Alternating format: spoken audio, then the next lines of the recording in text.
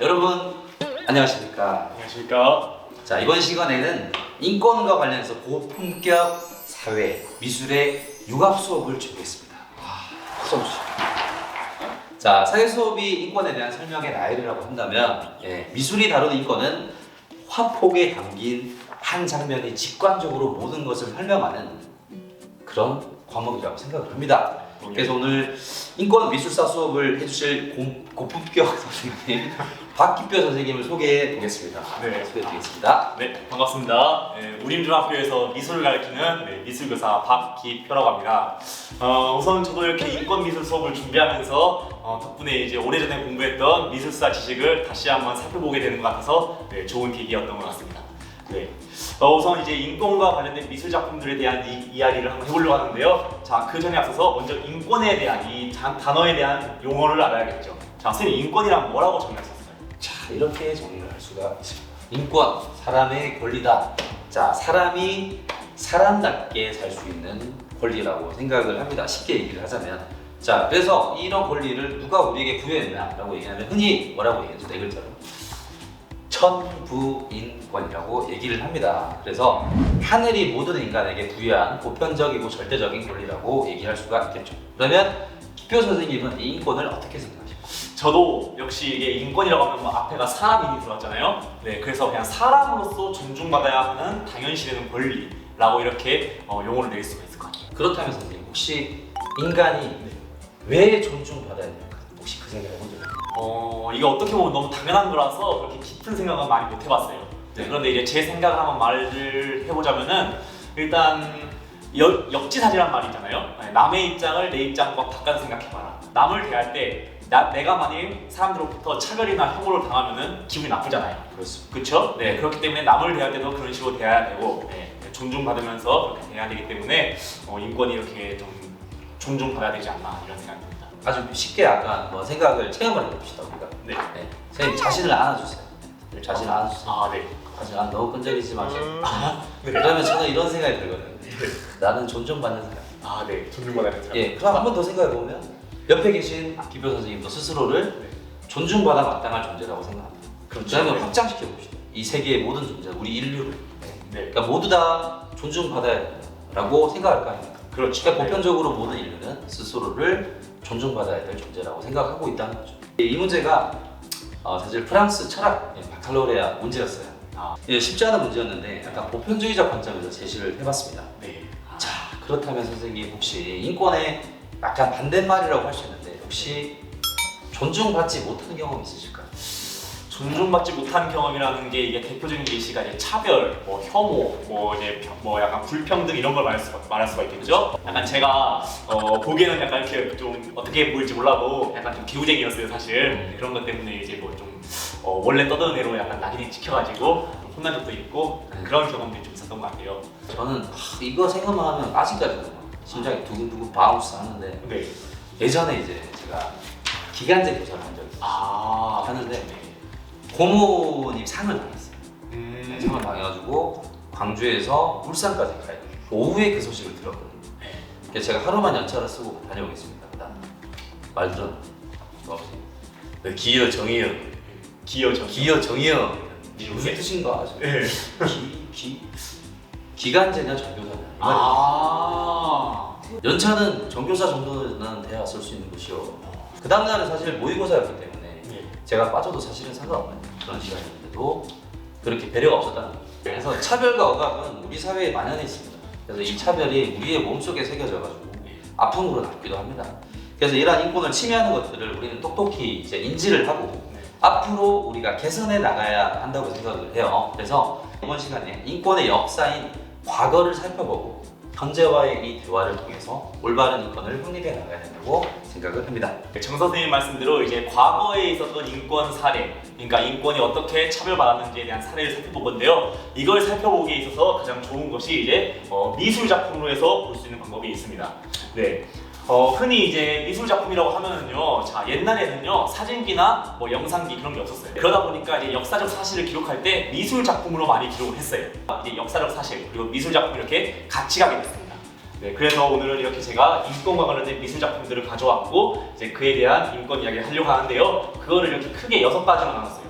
네, 전쟁 인권, 노동, 그리고 노예, 여성, 장애, 교육 이렇게 큰 챕터를 6개로 나눴습니다.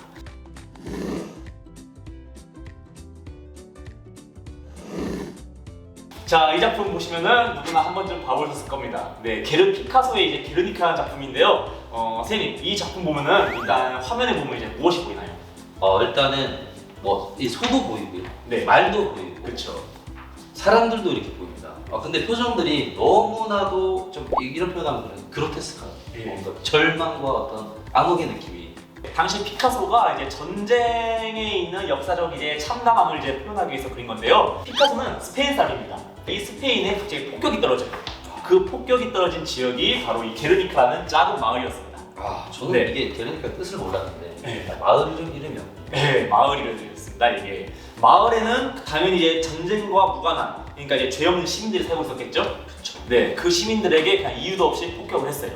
네, 폭격의 이유는 당시 나치의 무기 테스트였다고 했습니다. 당시에 이제 스페인은 좌파 경향의 공화파와 그리고 우파 경향의 국민파가 있었는데요. 이 우파 경향의 국민파에 이제 히틀러 나치가 지원을 하게 돼요. 네, 그러다 보니까 이제 이 국민파가 이제 공화당파에다가 이제 이렇게 게르니카에다가 폭격을 실시한 거죠. 아니, 미술 교육 말고 네. 역사 선생님 하실 생각 없으세요? 아닙니다. 저도 네, 일단 피카소는 이러한 이제 고향에 이제 폭격이 떨어진 거에 대한 울분과 분노를 이제 나타내기 위해서 이렇게 게르니카를 이렇게 작성했다고 합니다. 자, 보시면은 다음 보시면은 이게 세계 인권 선언의 제 3조입니다. 모든 사람은 생명과 신체의 자유와 안전에 대한 권리를 가진다라고 명시되어 있어요. 그런데 당시 이제 전쟁했을 때 히틀러나 나치 이런 사람들이 이런 걸 조금이라도 생각했으면 그렇게 무차별적인 폭격을 가행할 수 있었을까요? 없었죠. 왜냐하면 히틀러는 그 철저한 민족주의적 시각을 가지고 있었어요. 네. 그러니까 게르만족이 최고로 우수하고 네. 그런 어떤 무생각적인 판단에 의해서 네. 게르만족 이외의 민족에게는 자비란 없었고요. 네. 사실 그리고 이런 전쟁 광들이라고 해요. 이런 인간들은 사실은 사람을 하나의 장기 말에 정도로밖에 생각하지 않는다는 점에서 네. 굉장히 안타까운 역사적인 사건이라고 저는 보고 있습니다. 네. 저는 이런 전쟁이 없어져야 된다고 생각을 해요, 사실은. 네. 그래서 그런 점에서 이스라엘과 하마스의 분쟁 역시 죄 없는 시민들을 무차별적으로 공격하고 포로로 끌고 가서 인간 이하의 대우를 하고 있잖아요. 이게 보면서 저는 이제 비전문가였기 때문에 네. 이 그림을 보면서 개인적으로 피카소의 화풍에 대해서도 좀 얘기를 해주셨으면 좋겠습니다. 제가 직관적으로 이 그림을 봤을 때 사실 약간 언뜻 이해가 되지 않은 불연속적인 그림이라고 생각이 들거든요. 예. 그래서 제 이런 생각이 들었어요. 이 공간의 단면이 2차원이잖아요. 예, 2차원에다가 그렇죠. 그 피카소가 생각하는 그 다양한 전쟁의 장면들을 담기가 조금은 부족해서 이렇게 구겨놓은 것이 아닌가. 저는 이런 생각이 들었어요. 그래서 선생님께서 어떤 표현 기법이나 제도로 이 그림을 그렸는지 한번 설명을 부탁드리겠습니다. 우선은 이제 이 그림을 보면은 선생님 보세요. 솔직히 이게 뭐 그렇게 뛰어나게 막 사실적으로 잘 그린 그림이라고는 생각이 안 들죠. 그렇죠. 네, 누구나 봐도 좀 약간 도상학적으로 그렸지만은 이게 사실적으로 그린 그림은 아니에요. 피카소 어린 시절 그림이라고 혹시 선생님 보신 적 있을까요? 살짝 본 적 있습니다. 엄청 잘 그렸던 걸로. 엄청 잘 그렸습니다. 네. 자, 이게 어렸을 때 그림이에요. 한 몇 살 때 그린 것 같아요? 중1, 중2. 중1, 중2. 네, 이런 식으로 맞습니다. 네, 중1, 중2 때 이렇게 그렸는데요. 나이가 14살 때. 14살이면 지금 중학교 때 그림이 이렇게 그렸다는 거예요. 그러니까. 그죠? 그리고 15살 때 그렸고 이게 16살 때 그린 그림이라고 해요. 네. 이런 그림을 그렸는데 이제 어느 순간 이제 이건 이제 화가 그림입니다. 벨라스케스 그림. 이거를 이제 오른쪽처럼 이렇게 단순화해서 그렸어요.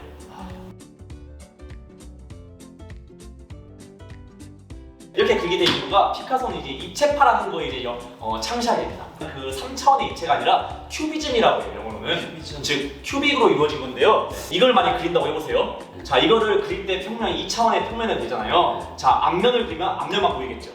뒷면이나 옆면, 윗면 안 보이겠죠? 그렇죠. 이렇게 그리면 이제 옆면만 보이고 뒷면 안 보이잖아요. 이걸 입체적으로 그린다고 해도 세 가지 면밖에 안 보여요. 그죠? 피카소는 이거를 이 6개의 면, 모든 면을 다 동시에 보기로 원했어요. 네, 그러니까 이걸 해체합니다. 자, 그러면 다 보이는 거죠. 그쵸? 이렇게 사물을 표현하는 거예요. 그래서 피카소 그림을 보면 옆면, 앞면, 윗면, 뒷면들이 이렇게 한눈에 보이도록 약간 이런 식으로 의도를 해서 그렸다고 해요. 이게 입체파의 핵심입니다. 소름 돋았습니다. 천재라고 부르기 이유가 있네. 네, 이렇게 해가지고 피카소 본인은 이렇게 사물의 다양한 면을, 즉 여러 가지 면을 보아야 사물의 본질을 표현할 수 있다라고 했어요.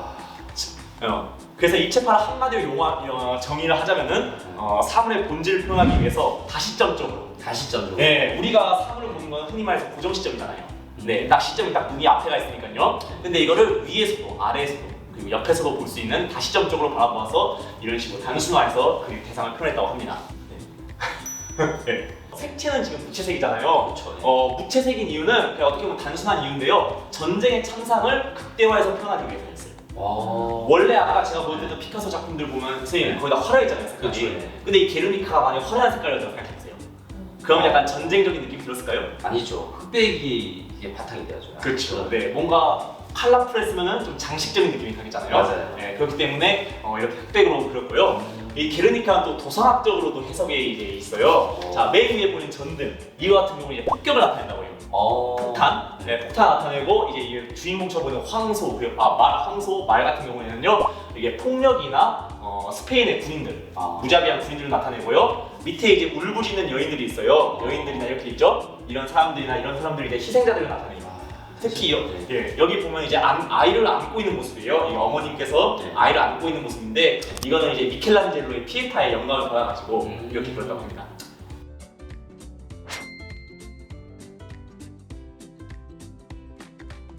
저희 나라에서 있었던 분쟁 이거를 이렇게 피카소가 그린 거예요. 이거를.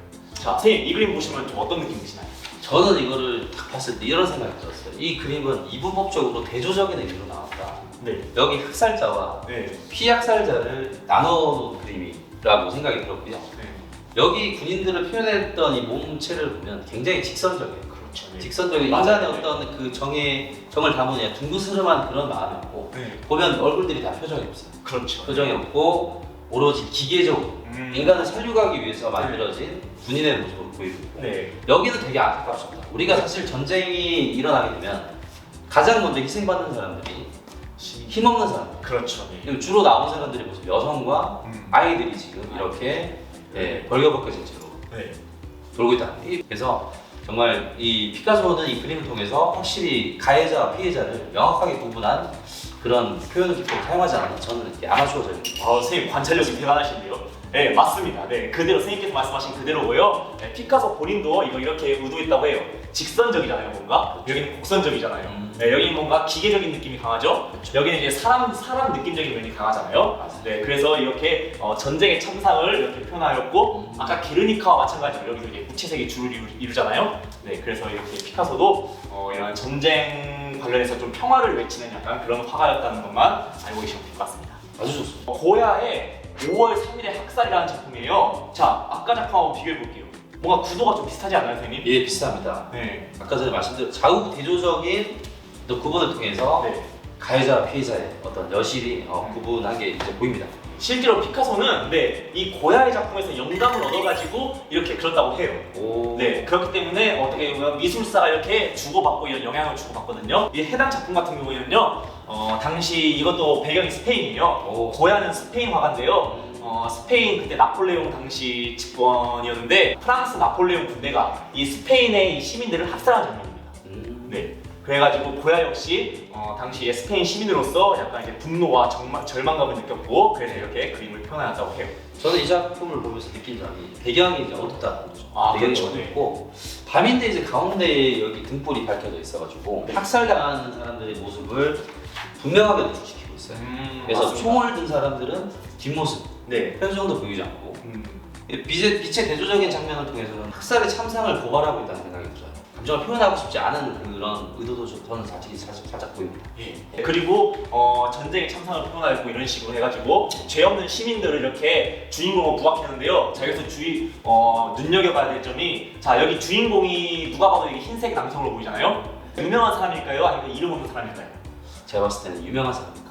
아닙니다. 전혀 아닙니다. 네, 전혀 아니에요. 이름 없는 그냥 평범한 시민이에요. 근데 이런 평범한 시민들을 주인공으로 삼음으로써 당시 시민들이 희생했다라는 거, 그런 걸 보여주고 싶었던 거죠. 건물이 보이는데 보시면 건물에 불이 하나도 없죠. 불이 다 꺼져 있잖아요. 이거 지금 성당입니다. 성당에 지금 불이 꺼져 있는 것은 당시 이러한 사륙이 일어나고 있는데도 당시 스페인 정부에서는 그러니까 이걸 묵살하고 있고 가만히 네. 네, 모르는 척했다라는 거. 이런 인간성 상실에 대한 걸 강조하기 위해서 이렇게 불 꺼진 모습을 표현하죠. 이 뭐 이런 느낌. 커다란 힘 앞에서 다들 네. 불을 꺼버린 어떤 그렇죠. 어떤 저항 정신이 완전 식어버린 느낌이 아닌가. 모른 척 하는 거죠. 그런 모습 보면 좀 씁쓸하다는 생각이 듭니다. 네. 해당 작품도 굉장히 유명한 작품입니다. 네. 자, 이 그림은 파리 루브르 박물관에 수장되어 있고 현재도 프랑스의 상징이라는 그림이에요. 그래서 보시면 그냥 프랑스 화폐에도 그리고 우표에도 이 그림이 들어가 있을 정도로 네, 프랑스를 대표하는 그림이라고 합니다. 이 그림 같은 경우에는 이제 프랑스 혁명, 프랑스 7월 혁명 당시에 그림이에요. 네, 제가 알기로 이제 프랑스 혁명이 크게 세 가지로 나눠져 있어요. 네, 프랑스 대혁명, 그리고 이제 7월 혁명, 그리고 2월 혁명 이렇게 나눠져 있는데 해당 그림은 7월 혁명 당시의 그림을 표현한 것이라고 해요. 주인공이 자 누가 봐도 누구 보이나요? 저는 딱 이 두 사람이라고. 그렇죠. 네, 여성과 아이죠. 여성과. 네, 기존의 그림들에서는 보통 주인공들이 다 남성이었잖아요. 자, 그런데 왜 여기 그림에서 여성하고 남성으로 이렇게 어린 아이가 있을까요? 저는 이 질문을 딱 듣고 그런 네. 생각이 들었어요. 한국에서 참상을 봤을 때 네. 여성과 아이가 가장 먼저 피해를 받죠. 그렇죠. 네. 근데 반대로 이 여성이 그림에서 선봉장의 역할을 하고 아이도 지금 선봉장의 역할을 하고 있습니다. 맞습니다. 네. 예, 약간 사회학적으로 좀 얘기를 하자면 혁명이라는 시대의 어떤 급진적 변화 중에서 전쟁은 이 둘에게 가장 불리하지만 네. 역설적으로 사회적으로 가장 약자들이 권리를 쟁취할 수 있는 방법 중에 하나가 이런 혁명이라는 거예요. 사실은. 그래서 그 권리를 쟁취할 수 있는 가장 중요한 변화의 시점에 이 두 사람이 서 있다는 거예요. 또 여기 보시면 왜 가슴을 노출시켰나 이런 얘기를 할 수가 있어요. 네, 맞아요. 근데 가슴을 노출시킨 이유는 혁명 세력을 주도하신 분이 여성이라는 점도 강조하고 싶었기 때문이 아니었나. 그래서 역사를 살펴보면 근대 시민혁명 이전까지는 여성은 어떠한 정치적 권리도 가질 수가 없었어요. 여성을 짓누르고 네. 억압하던 세상의 압력과 편견을 완전히 깨부수고 네. 프랑스가 강조하는 인간의 존엄성, 자유평등을 외치며 나아간 여성의 여성의 네. 해방된 모습을 강조해서 그렸다는 생각이 들어요. 제가 더 설명하자면 일단 제목이 민족에 대한 자유의 여신이에요. 네, 해당 여인은 일단 일반 여성이 아니라 여신으로 그려졌어요. 그 이유가 뭐냐? 그 증거가 있어요. 자, 옛날에 그리스 여신들을 생각해 보세요. 보통 이렇게 하의만 천으로 걸치고 상의는 보통 누드로, 그러니까 좀 풀어헤쳤잖아요. 그리고 더 결정적인 이유는 맨발입니다. 맨발. 당시 그리스 여인들도 보면 다 맨발이에요. 정확성대 보면. 네, 그래서 들라크루아는 본인이 스스로 말했어요. 이 작품은 여성이 아니라 일반 자유의 여신으로 그린 거라고. 근데 이제 차이점이 있다면은 보통 그리스 여신들 하면은 좀 가냘프면서도 좀 날씬하고 좀 아름답게 표현됐잖아요. 근데 해당 여성은 강인해 보이고 막 흙도 막 뒤집어 쓰고 뭔가 이제 강인한 용맹한 모습으로 표현됐어요. 자, 그거를 들라크루아가 이제 의도적으로 표현한 거죠. 그렇죠. 여성도 이렇게 앞장서서 이렇게 혁명을 할 수 있다라는 거. 좋습니다. 네, 그리고 또 아이 같은 경우에도 이야기를 할 수 있는데 아이 주변에 보세요. 주변에 누가 주변에 누가 보호해주고 지켜주는 사람이 있나요? 네, 주변에 남성들은 다 이쪽으로 분포되어 있고요. 네, 그걸 이렇게 이제 대조적으로 표현하고 싶었던 거죠. 드라큘라 화가는요. 네, 어쨌든 이렇게 다양한 방법으로 이렇게 용감하게 혁명을 이끄신 분들로 인해 이제 인권이 조금이라도 좀 나아지게 된 계기가 아닐까 싶습니다. 그런데 좀 아쉬운 면이 있어요. 이 프랑스 혁명이 사실 성공적이었다라고 얘기하지만 역사 시간을 살펴본다고 한다면 이 혁명 이후에 시민권을 쟁취한 계급은 토지를 소유하고 세금을 냈던 성인 남자에 국한했었다. 그렇죠, 네, 맞아요. 이 사람은 제가 알기로는 부르주아 계급인데 부르주아 계급들은 정치적인 권리가 없었습니다. 그래서 이 혁명 이후 정치적 권리는 얻을 수 있었지만 여성, 노동자 이런 사람들 여전히 없었다. 여전히 인권을 쟁취할 수 없었다. 근데 이제 이런 것들이 시대의 어떤 흐름을 타고 사람들이 느끼면서 이 응축된 힘이 이후에 또 여성들의 인권 신장에 많은 도움을 줬다. 그렇죠. 얘기해보고 싶습니다. 맞습니다. 네.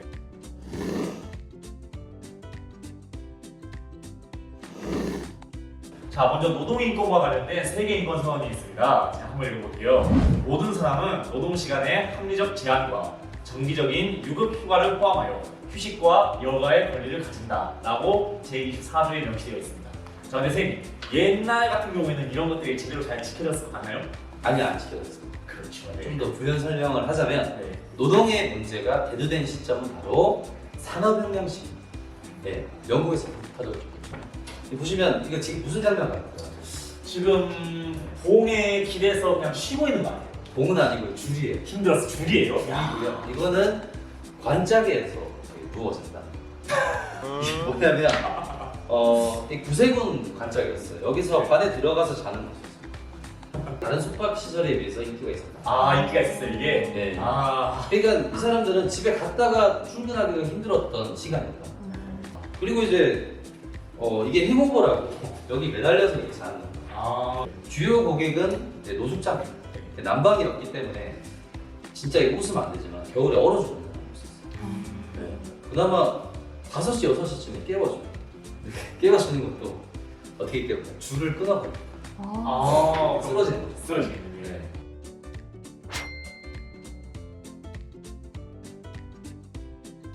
네, 사실주의 화가로 유명한 구스타보 크루베의 돌 깨는 사람들이라는 작품인데요. 이 작품이 이제 노동인권과 관련이 있어요. 자, 주인공 2명의 남성이 있는데 선생님, 2명의 남성이 좀 나이가 어떻게 보이나요? 아 이쪽은 네. 사실 이 사람이 무릎을 꿇고 있는데 키를 봤을 때 이 사람 어린 사람. 네. 뭐 이 사람 뭐 2m 이런 정도는 아니잖아요. 그렇죠. 네. 그리고 이제 손이나 이 얼굴을 봤을 때 네. 주름이 보이는 것을 봤을 때 나이. 나이가 너무 많은 사람 그리고 어린 사람이 돌 깨는 일을 하고 있어요. 근데 돌 깨는 일은 성인 남성이 더 힘든 일이죠. 그렇죠. 네. 그런데 그거에 맞지 않게 이런 힘든 노동을 하고 있는 당대의 시대적 상황과 그런 모순을 약간 비판하고자 이렇게 표현하였다고 합니다. 노동 현장에서 어린아이의 모습을 많이 못 봤어요. 근데 이제 사실 산업혁명 당시에 어린아이들의 노동은 상당히 심각했습니다. 당연한 거죠. 네. 그러니까 뭐 체구가 작은 아이들이 굴뚝으로 들어가서 굴뚝을 긁어주고 그 다음에 탄광에 들어가서 긁어주고 그래서 이제 이 아이들의 평균 수명이 20세를 넘지. 그래서 여러분들 혹시 영화 설국열차를 보면 아이들을 납치해 가잖아요.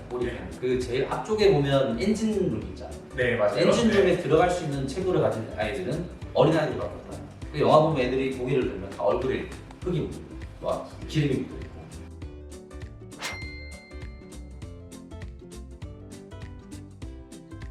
해당 작품 같은 경우에도 같은 시기의 작품, 사실주의 작품인데요. 네, 이렇게 마루를 깎는 사람들이라고 해가지고 이렇게 노동의 장면을 이렇게 힘든 것을 표현하였습니다. 그리고 이제 해당 사람은 이제 미술 작품은 아니지만 이제 노동인권이라고 하면은 빼놓을 수 없는 인물이라서 이렇게 제가 가져왔는데요. 선생님, 이 인물 전태일이라는 인물 아실까요? 아 알죠. 저는 사실 영화도 봤고요. 애니메이션도 봤어요. 이분이 이제 어렸을 때 의류공장에서 취직해서 일을 하는데 그때 당시에 노동에 참담한 그런 것을 알고 이제 본인의 몸을 이제 불사르면서 이제 분신하였죠. 이제 근로기준법을 준수하라. 우리는 기계가 아니다. 인류를 쉬게 하라. 노동자들을 혹사시키지 말라. 그리고 내 죽음을 헛되이 하지 말라. 라는 이런 말을 하면서 분신하면서 사망하였다고 합니다. 그래서 오늘날 조금이라도 나아지기를 바라지만 아직도 약간 이런 실태 조사가 있습니다. 그렇죠. 네, 이런 걸 보면은 이제 좀 가슴이 좀 아프더라고요. 이제 맞습니다. 그래서 하루빨리 조금이라도 이제 개선되고 이런 노동 아군들의 이런 인권이 조금씩이라도 지켜지기를 바랍니다. 청소년들이 요거 좀 잘했으면 좋겠어요. 저는 개인적으로 근로계약서를 미작성하게 되면 근로계약서에 없었던 일도 시키게 됩니다. 그렇죠. 네. 그래서 여러분들 근로계약서, 근로의 기준이나 조건을 명확하게 작성하시고 시작을 하셔야지 나중에 여러분들을 노예처럼 불리지 않습니다. 처음 일하시는 분들이 이게 약간 미숙할 수가 있어요. 그렇기 때문에 꼭 아까 정선생 말대로 근로계약서 작성하고 나중에 아르바이트를 하든 사회생활을 시작했으면 좋겠습니다.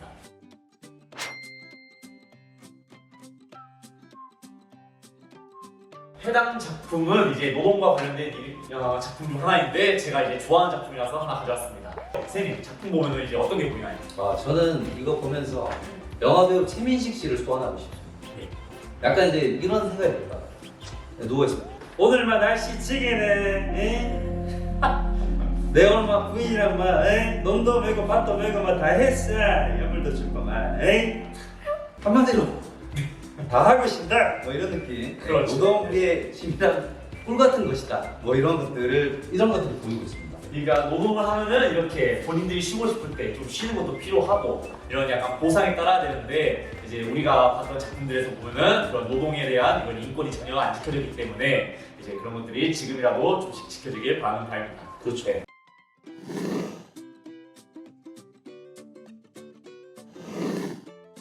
노예 인권과 관련된 이제 세계 인권선언 제2조가 있어서 이렇게 가져왔습니다. 네, 모든 사람은 인종, 피부색, 성, 언어, 종교, 정치적 또는 기타의 견해, 민족적 또는 사회적 출신, 재산, 출생 또는 기타의 신분과 같은 어떠한 종류의 차별이 없이 이 선언에 규정된 모든 권리와 자유를 향유할 자격이 있다라고 명시되어 있는데요. 네, 그래서 이 노예 인권과 관련된 미술 작품들도 한번 살펴보도록 할게요.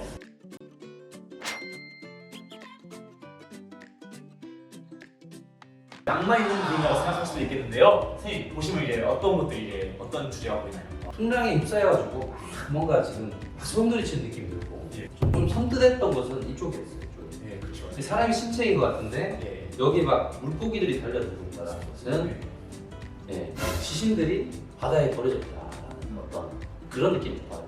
자, 해당 작품 같은 경우에는 1781년에 종호 학살 실화 사건을 담고 있습니다. 배의 이름이 종호였어요. 이때 당시에는 이제 노예 제도가 만연한 사회였습니다. 노예사회 노예들은 잔뜩 싫고 이제 항해를 떠났는데 그 노예들이 이제 병에 걸린 겁니다.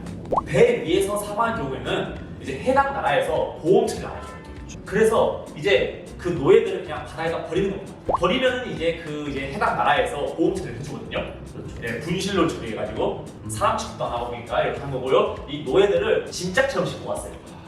이 상태에서 용변은 그대로 맞다고 해요. 아이고 네. 그러면 위에서 아래로 흘러내렸어요. 그렇죠. 네, 그 토사물이 섞인 상태에서 아이고. 그대로 죽음의 항해를 한 달에서 두 달 동안 합니다. 네, 대부분 절반 이상이 다 죽게 되고 나머지 살아있는 사람들은 또 이제 그 이제 목적지로 가가지고 이제 주인을 만나겠죠. 그래서 또 새로운 지옥이 이제 펼쳐집니다. 이런 끔찍한 이런 불운한 인생들을 살았다고 해요.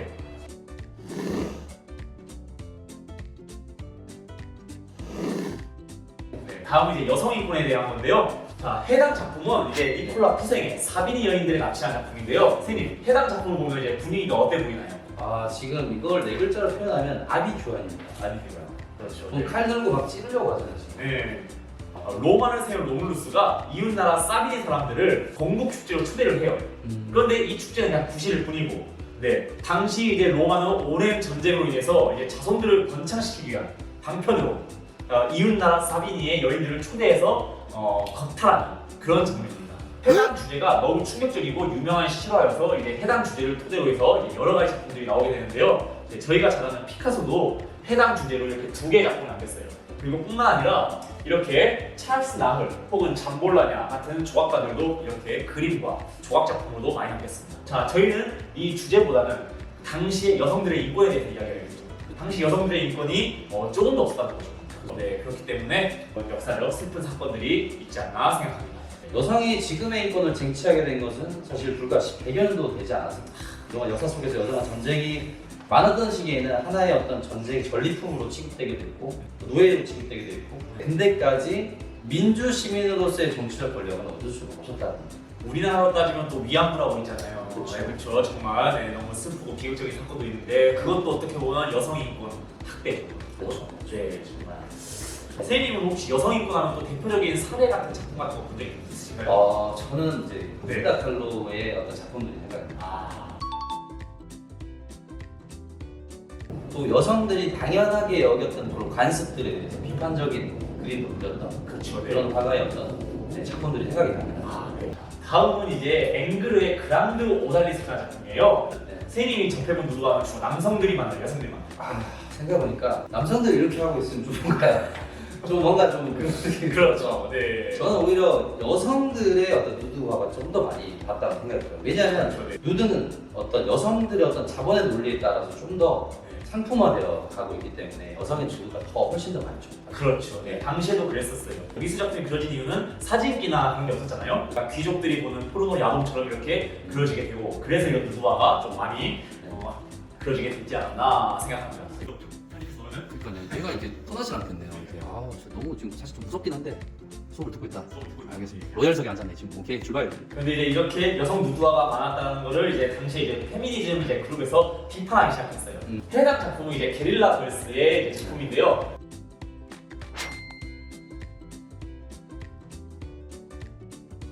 자, 방금 작품하고 어때요? 좀 모델이 유사하죠? 여성이 메트로폴리탄 미술관에 들어가려면 발가벗어야만 하나. 당시 이제 게릴라 걸스 이런 그룹들은요 미술관에 보면은 다 여성 누드화만 입고 화가 되고 여성화가 없어. 그런 걸 비판한 거예요. 네, 그런 걸 비판하고 이런 이제 그림을 이제 충격적이고 약간 공격적인 그림들을 게시하면서 여성들의 입지를 조금이라도 회복시키기 위한 그런 운동을 했습니다. 심지어 선진국이라고 불리는 이탈리아도 여성의 투표권 1945년도에 프랑스라는 나라를 생각해보면 네. 이제 고위 장관 내각의 구성위원이 17대 17입니다. 여성 17, 남성 17. 고위직에 진출할 수 있는 정치 문화를 만든 겁니다. 사실 정치적 영역뿐만 아니라 다양한 산업 전선에서 스스로의 가치를 증명할 수 있는 이런 사회적 분위기가 조성되었으면 좋겠다는 생각이 저는.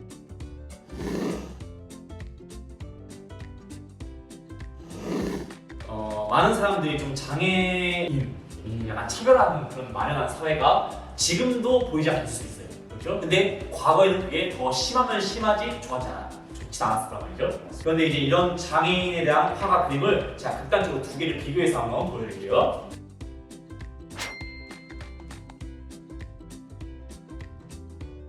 주인공인데 외발로 찾아왔습니다. 그런데 해당 작품이 장애인을 좀 비하하는 것처럼 보이나요? 아니면은 좀 어떻게 좀 따뜻한 시선으로 보여요?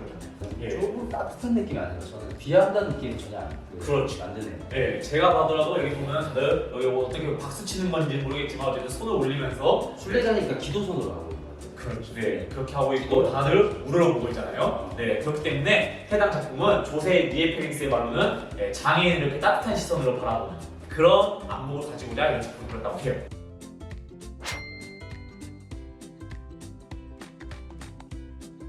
참고로 오토딕스는 세계대전에 참가해가지고 좀 많이 다쳤어요. 전쟁에 대한 피해와 참상을 고발하고자 해당 이런 작품들 많이 그렸어요. 자, 그런데 보면은 주인공들이 어떻게 보이시나요? 약간의 희화한 느낌이 들어요. 네. 키도 잘해먹방하고 얼굴도 되게 크게 비율 안 맞게 그리고. 오토딕스의 메시지는 그러니까 전쟁을 하면은 이렇게 우리 주변의 군인들 혹은 너의 아들, 아버님이 이렇게 소위 말로 이렇게 불구가 될 수도 있고 다칠 수가 있다 라는 경각심을 가져라 라는 의미로서 이런 작품들을 많이 그렸다고 해요. 자, 그런데 보면은 이게 어떻게 보면 이제 장애인들을 약간 희화한 거예요, 선생님 말씀처럼. 그럼 이런 걸 보면 장애인들 입장에서는 기분이 안 좋죠. 그렇죠. 우리는 용감하게 싸워가지고 나라를 위해서 싸운다는 거예요. 네. 그렇다 보니까는 이게 상당히 오토딕스의 작품들은 그 당시에 논란이 많았다고 해요. 저희가 이제 또 살펴볼 게 이제 언어에 대해서 조심해야 되는데요. 특히 이제 좀 헷갈리는 게 정상인, 비정상인, 장애인이라고 해서 비정상인은 아니잖아요. 그렇죠, 맞습니다. 그렇죠. 그래서 비장애인 혹은 이런 식으로 올바른 표현을 써야 되지 않나. 이렇게 안전뱅이 절름방이는 지체장애인 그리고 벙어리 귀머거리 어떻게 보면 저희가 자주 쓰는 용어잖아요. 그렇죠. 근데 그것도 실제 청각에 문제 있는 사람들에게 벙어리 귀머거리라고 말하는 거는 어떻게 인격 보호이죠. 그렇죠. 그래서 요즘에 벙어리 장갑이라는 용어도 쓰지 않습니다. 그렇죠. 손모아 장갑 혹은 엄지 장갑으로 대체했다는 거 여러분도 기억하셔야 돼요. 이런 식으로 장애인을 위한 표현을 써야지만이 그들이 좀 차별받지 않고 존중받는다는 느낌을 받지 않을까 생각합니다.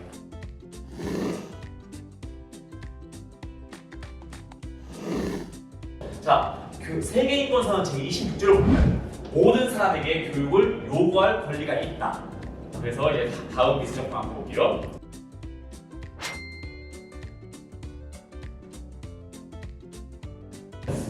해당 작품 보면은 다양한 이야기가 있어요. 이거를 세계에서 한번 이야기해 주시겠어요? 이게 지금 이제 회초리가 보이는 회초리에 이 친구들 맞아가지고 네. 울고 있다는 울고 그러니까 있죠. 뭐 네. 체벌 교육이 가능했던 조선 시대를 나타내고 있는 것이 아닌가. 김홍도는 이제 당시의 시대 상황을 풍자적으로 혹은 해학적으로 표현하기 유명한 화가였어요. 그렇기 때문에 김홍도가 요즘에 이제 오늘날 당대 조선 시대의 유명한 화가로 자리되기 맞지 않나 생각하고 있습니다. 어릴 때 제 모습이 생각나. 교권, 학생인권 약간 이런 식으로 이제 약간 뉴스 기사가 많잖아요. 그렇죠. 네. 아동 체벌에 대한 국민인지 국민입니다 이거는. 자, 보면은 대부분이 좀 약간 필요하다 상황에 따라 필요하다가 제일 높았어요. 네. 그리고 전혀 필요 없다는 좀 제일 비교적 낮은 수치죠. 혹은 조건 혹은 이제 학생인권만의 이런 약간 대립적인 구조가 아닐까 생각해요. 이 사회학적인 관점에서 봤을 때 표본 봅니다. 20세 이상 1000명입니다. 20세 이상 1000명이면 이게 어른의 시각이라는 거예요. 그렇죠. 네. 20대 미만의 학생들은 어떻게 된다는지 이것도 상당히 궁금한. 체벌이 부활하거나 뭐 그럴 것 같지는 않거든요. 그렇죠. 근데 이제 다른 방편으로 이제 뭐 이제 교권을 조금 올리다든지 혹은 이제 학생인권과 교권을 약간 동등하게 서로가 서로를 존중할 수 있는 그런 문화가 배려되어야 되지 않나 생각해요. 보면은 이제 스승의 날 기념 교원이식 설문조사하면은 교원들이 대부분 좀 약간 어려움을 겪고 있습니다. 그 중에 제일 많은 게 이제 학생 생활지도 과중한 행정부 그리고 학부모 민원이에요. 이런 거에 대한 건 저희가 서로 이제 더 이제 의논하고 또 이제 그래 봐야 되는 거죠. 이게. 지금의 어떤 이 학부모 민원 및 이런 것들은 사실은 그전 세대에 교권이 너무 권리라고 얘기할 수 없을 정도로 방종의 정도였던 그런 분들이 사실은 학교 이미지를 실추시켰고 교권을 떨어뜨려 놨기 때문에 그 업보가 우리에게 지금 온 거 그렇죠. 네. 생각이 듭니다. 합니다. 네. 이렇게 제가 오늘까지 이렇게 해가지고 제가 인권에 대한 이렇게 전쟁, 노동, 노예, 여성, 장애, 교육 이렇게 6가지 인권을 나눴어요. 선생님 오늘 봤던 미술 작품들 가장 기억에 남는 거 혹시 뭐가 있으실까요? 전 노동인권이 가장 노동을 신성한 것이고 그래서 정오의 휴식이 되게 생각이 납니다. 저희도 네. 노동자잖아요. 네, 그렇죠. 저희도 쉴 때가 된 거죠. 네, 저희도 쉴 때가 됐습니다. 네. 그래서 이제 마지막으로 이제 저희가 이제 세계 인권선 제 1조 한번 읽고 넘어가려고 해요. 모든 인간은 태어날 때부터 자유로우며 그 조성과 권리에 있어 동일하다. 인간은 타고난 이성과 양심을 지니고 있으며 서로 형제의 정신으로 행동하여야 한다. 네. 첫 줄부터 봐. 모든 인간은 태어날 때부터 자유롭다고 나와 있습니다. 그런 걸 저희가 이제 명심하면서 이제 학생 여러분들도 상대방을 이제 배려할 줄 알아야겠죠. 좀 서로 존중해주면서 문화가 형성되었으면 좋겠습니다. 그렇죠. 최근에 이제 격투기 선수 이슬람 아카체프라고 이 격투기 선수가 자식이 있는데 자식들이 죽는 모습을 보면서 너무 가슴이 안타깝다. 경기 끝나고 나서 뭐라고 얘기를 하냐면 전쟁이 없었으면 좋겠다. 그래서 이슬람이든 기독교든 네. 천주교든 불교든 힌두교든 모든 종교는 하나다. 세계 평화의 개념을 공고히 새기고 인권을 지켰으면 좋겠습니다. 네, 맞습니다. 마지막으로 서로 형제의 정신으로 하고 가운데로 가운데로 와서 인사하고 형제의 정신으로 인사하고 마무리하도록 하겠습니다. 형제여 영원하라. 네, 감사합니다.